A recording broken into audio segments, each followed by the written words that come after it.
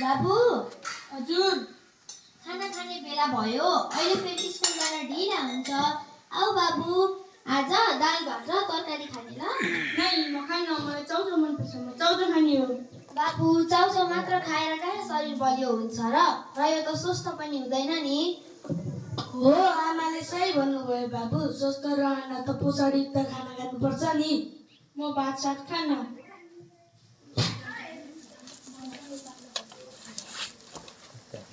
ला, छोरा त बिग्रिसकेछ नि, अब के गर्ने होला? त्यही त नि, आजभोलिका केटाकेटीहरूलाई जे भन्यो त्यस्तै रिसिनेर झर्किने मात्र। हेर्नुहोस् त, खानै नखाइ गयो।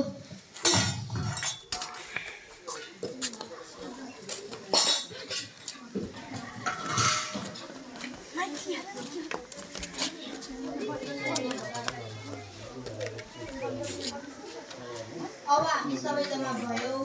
अब भोलि रह्यो त। सुमन त आएकै छैन त तर। ल, अब सुमन पनि आइपुग्यो। हामी टिम पनि पुगिहाल्यो नि। हो, टिम पनि पुगिहाल्यो नि। स्वाद, तिमीलाई के भयो? किन नबोलेको? आज त कक्षा कोठामा त बोलिकन आयो नि। आज मलाई सन्चो छैन। किन खेल्नुपर्छ नि। हिँड न हिँड, माइन्ड फ्रेस हुन्छ नि। हिँड न हिँड। र तिमीहरू कल गरेर ल्याऊ। हो, त्यति मात्रै भने गुड। ल हेर्न जाम भने। ल बो आवाज निकाल न।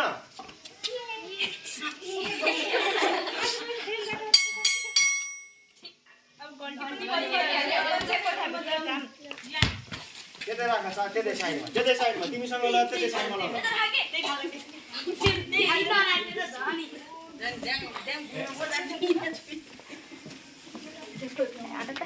यता उठिन हेर्ने।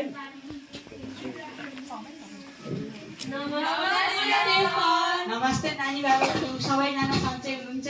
सन्चै छौँ अनि हजुर। म पनि सन्चै छु। नानी बाबुहरू, आज हामी नयाँ पाठ पढ्छौँ होइन र? आजको हाम्रो पाठ पोषणको बारेमा छ है। कसैले भन्न सक्नुहुन्छ त पोषण भनेको के हो? पालै पालो हात उठाएर भन्नुहोस् है। मैले भन्छु नि सर। हुन्छ। शरीरलाई शक्ति दिने र पोषक तत्त्व भएको खाना पोषणयुक्त खाना हो सर। धेरै राम्रो, ल बस्नुहोस्। अरूले नै भन्नुहुन्छ त? म भन्छु नि सर। हुन्छ। पोषक तत्त्व भनेको शरीरलाई स्वस्थ र बलियो बनाउन आवश्यक पर्ने खानेकुरा हो। धेरै राम्रो।